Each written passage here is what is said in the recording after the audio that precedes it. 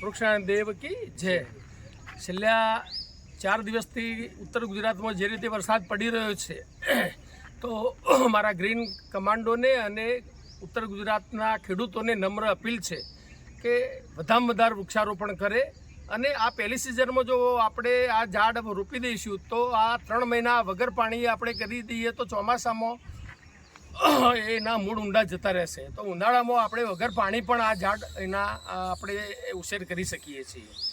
તો જેમ મહેસાણા જિલ્લો ગુજરાતમાં ગ્રીનરીમાં ખેડૂતોના કારણે પશુપાલન સાથે વૃક્ષપાલનના ભાગરૂપે પહેલો નંબર 2,87,00,000 ઝાડ નવા ઉછેર કરીને આવ્યો. એ રીતે બધા જ જિલ્લા ગુજરાતના આ રીતે ખેડૂતોને વન વિભાગ પ્રોત્સાહન આપે અને ઘેર બેઠો એમને ઝાડ પહોંચાડે તો મહેસાણાની જેમ બધા જ જિલ્લા લીલા કરી શકાય અને આ ગ્લોબલ વોર્મિંગના ચક્કરમાંથી આપણે દેશને આવનાર પેઢીને આપણે બચાવી શકીએ.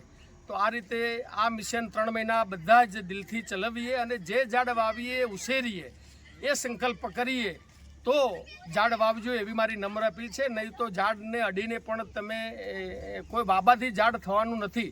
એવી બધા નગરપાલિકાઓને પણ વિનંતી છે કે જે ઝાડ વાવો એ 50 વર્ષ સુધી કાઢવા ના પડે.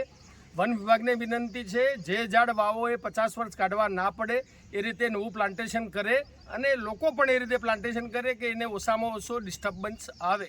તો ફરીથી મારી નમ્ર અપીલ કમાન્ડોને અને ગુજરાતની પ્રજાને છે કે વધારે આ વરસાદનો લાભ લઈએ અને પ્લાન્ટેશન કરીએ.